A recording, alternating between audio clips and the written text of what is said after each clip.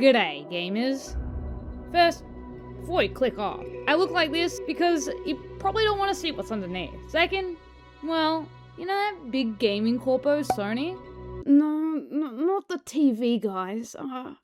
Not that either. How hard is it for you to just put the right picture? Okay, yes, that one, okay. Well, they're lying to you. What? I know, that might be a little hard to believe that a big corporation who wants to profit is lying to its consumers. But you gotta stay with me on this one. On July 1st, well, at least here down under, Sony Computer Entertainment announced the death of physical media at the start of 2028. They say, and I quote, "As consumer preferences and the broader entertainment industry continue to shift away from physical discs to digital, physical game production for all new games releasing on PlayStation consoles will be discontinued starting January 2028. Following this date, new games will be available on PlayStation Store and at retailers in digital formats only." Consumer preferences shifting. That's the biggest load of shit that anyone has tried to force feed down my throat. And trust me, I've had some things in there. Right now, it seems what Sony claims is true. If you just look at the numbers from their latest financial report, digital just makes more money. But there is so much context that we're missing with these numbers. First things first, Sony just makes less money from physical releases. They like to make you think it's because they have to pay people to make a piece of plastic. And they do, but that costs next to nothing. The real reason why Sony makes less money is, get this, the retailer wants money from the product. You know, the companies that pay people to stand around in a shop scratching their ass all day, they want money too, you know? Like we all do. Their cut of digital products, if you could call them that, is 30% or 100% if it's a first-party title, whereas they make between 10 to 20% with their actual real-world objects, with 15% being reported as the average margin, or for first-party titles, it's only about how much they have to give to those, what Sony probably likes to call greedy retailers. That's a lot of free money for them waiting on that digital storefront, so of course they push for it like I'd push my eventual child out of my nether region. The second problem with these numbers is that physical copies are finite, and we don't really know how many of them companies produce anymore. Physical copies only appear generally for a new title, unless you're Nintendo, but we'll bring those somewhat lovable giants up later. If companies have generally just started printing less over the last few years, that would also signal an increase in digital revenue, purely due to the fact that people just can't find what they're looking for and are forced to the digital alternative. There used to be reprints of a generation's best performing titles right up until the PS4, but it seems as though Sony has taken the liberty to remove that option from consumers without the big wigs ever really saying why. Almost like they're trying to silently kill it. The third thing that these numbers keep to themselves is how many older titles are being sold. Back in the day, if something was even 1 year old, it was more irrelevant than Cory in the House on the Nintendo DS. But now, well, if I want to go onto the store and buy, let's say, Undertale, the 2015 indie hit of the year, that's still available to purchase. These older titles are becoming a large part of companies' ecosystems, with Capcom reporting that during their last financial quarter, Resident Evil 6 was one of their top-selling games, selling more units than Monster Hunter Wilds. I clearly remember the Christmas period of 2012 asking my parents to buy Resident Evil Giraffe Getting a Blowjob for my Xbox 360. And I would have never even believed that 13 years later, that this game would earn their company more revenue than the Onimusha 2 remaster they released last year, but here we are.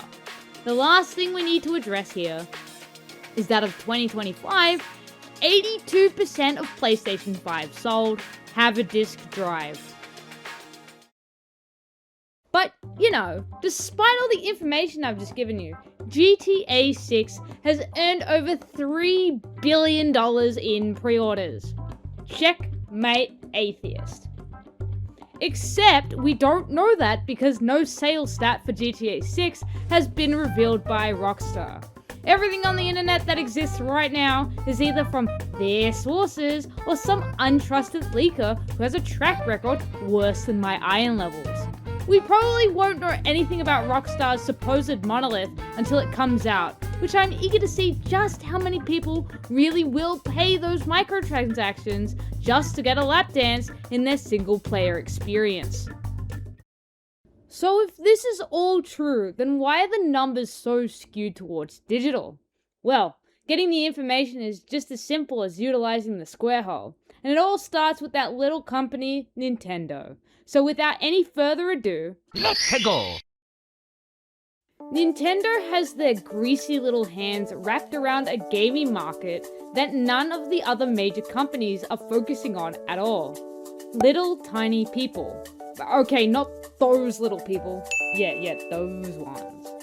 Nintendo aims to appeal itself to the family unit, and this includes children, with most of their first-party library being suitable for all ages. Now, of course, other companies like Xbox and Sony have games that fall under these categories. However, if you look at recent releases, they haven't been the front and center of these companies. Instead, they focused on more blockbuster titles like God of War or... Wait. Hold on.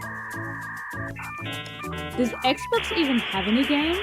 Anyway, with Nintendo's focus on creating memories for the whole family unit, being on the retail shelf would be an important asset for their sales numbers. Because unless you're in some dystopian country, parents love taking their kids to a shopping center, or a mall for you crazy people halfway across the world. Kids rely very heavily on visual cues, and those sweet, juicy box arts would be very appealing to their tiny little processing units. They get exposed to so many different things while out exploring a dangerous new world, and those colourful, mascot-driven experiences can end up in the line of sight, followed by the screaming fit that comes afterwards because it's not Christmas yet. This concept is reflected in Nintendo's sales numbers, with 54.6% of their sales being digital during the 2026 financial year, and that's inclusive of everything digital, including Nintendo Switch Online. They also show a graph that depicts the split between DLC, NSO, other minor digital content, and full digital games. This graph also showcases the proportion of their digital sales during that quarter, which is very different to what Sony is reporting. What's even more interesting about this is while in FY26 quarter 1, you can see that 59.3% of sales were digital, you can also see that a lot more of those sales were not from full online games, meaning that the difference between physical and digital is a lot closer than you'd initially think.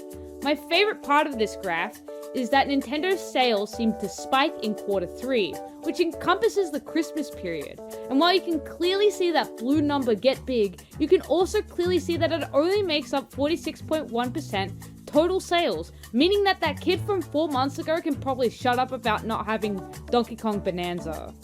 Now hold your fingers. Get away from that keyboard. I can already hear the huffers and puffers getting themselves ready. What about game keycards? Nintendo clearly wants the death of Fidget. And before you can even finish rubbing those greasy Cheeto dust fingers all over your overly priced keyboard, there's a simple reason why they exist. Were you aware that a Switch 2 card can only hold up to 64 gigs of data? Crazy, right? What if a developer with a bigger game wanted to put something to the Switch and sell it at retail?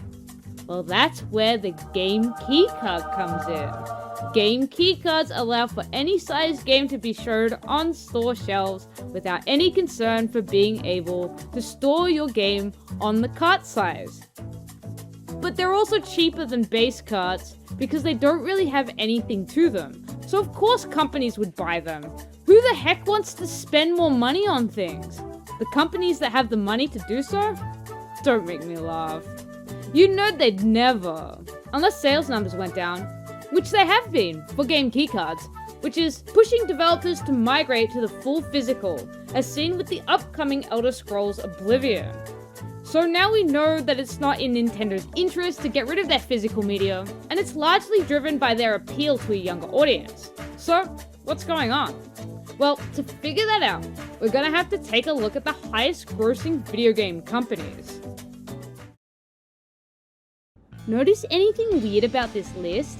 Besides the PC Master Race presumably losing out to Sportsball the company, the fact that Xbox is number 3 on here is alarming. In fact, why is Sony number 2? How is Sony number 2? Why is Nintendo number 4 despite having the most successful console of the last generation and selling way more first-party Switch titles than Sony did for their PS4? Come here, I'll let you in on a tiny little secret money-making hack. Live service games. That's not good. That's right, wonderful people of the internet, live service games are dictating the future of the gaming industry. And isn't it a wonderful one? Instead of more breathtaking experiences you just can't replicate with other media, you'll be stuck in the pits of hell with your teammates saying that they call you cancer cells, but at least cancer is capable of getting kills. Valve has Counter-Strike, Team Fortress 2, and is releasing Deadlock. EA has all of its sports balls, as well as Apex Legends. NetEase has Marvel Rivals and a bunch of MMOs I've never even heard of. Xbox bought Activision Blizzard and tried to make Crash Bandicoot follow the trend.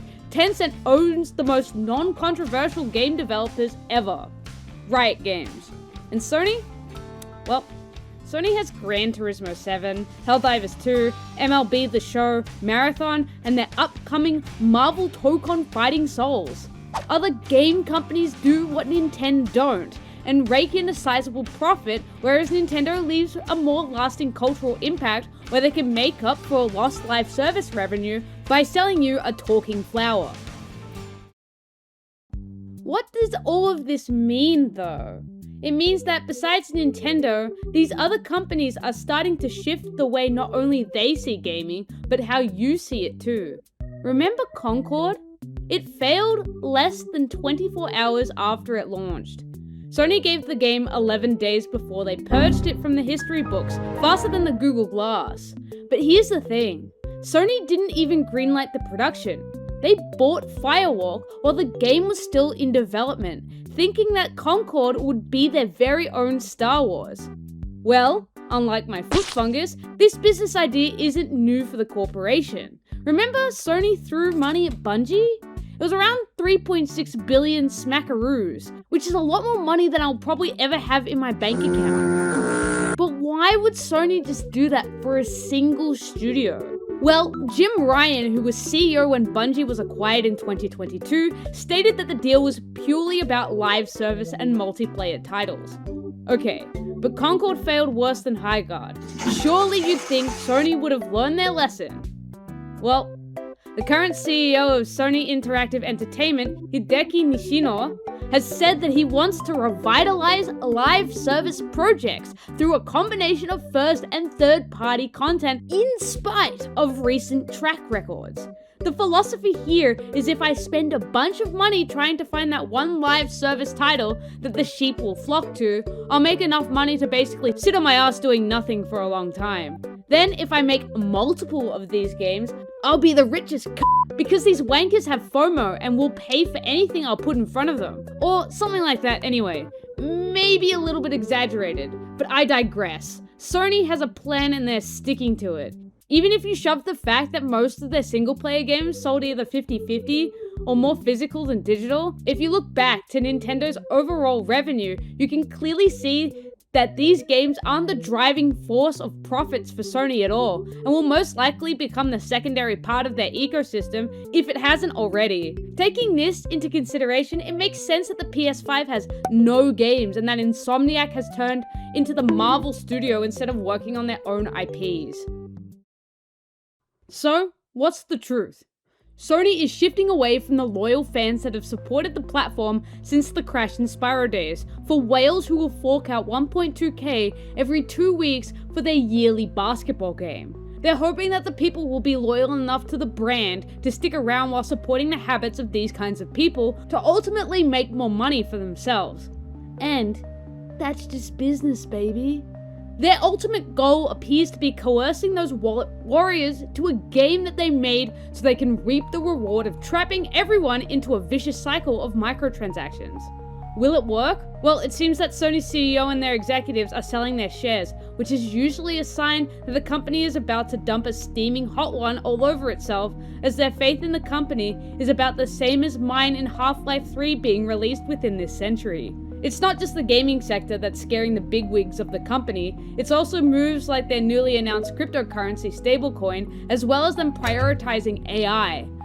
And we know that bubble is predicted to burst at some point and cause the Great Depression too, which has ultimately caused these bigwigs to run with their tails between their legs. At the end of the day, it all comes back down to those dollar bills, baby, and how much of it you can manage to get your greasy little mitts on. Thanks everyone for watching. I made this video to clear a few things up because the internet is a scary place full of lies and misinformation. If you want to tell Sony to get fucked, you can sign the change.org petition and buy mostly physical titles. You can also just stop giving them money as well, because the wallet is one of the most powerful weapons in our arsenal. If you don't, you can keep on giving them your hard-earned cash and eagerly await the release of the PS6. Don't forget, no matter what decision you end up making, Sony thinks you're a joke, doesn't even acknowledge that Xbox is a rival, has full confidence that none of their users won't move to PC, and has the arrogance to think that they won't even lose any money from this move. Now, with that all being said and done, I'm Resident Unleashed, the drongo who decided she really wanted to look into the numbers and unleash that information out into the world, who will catch you all next time.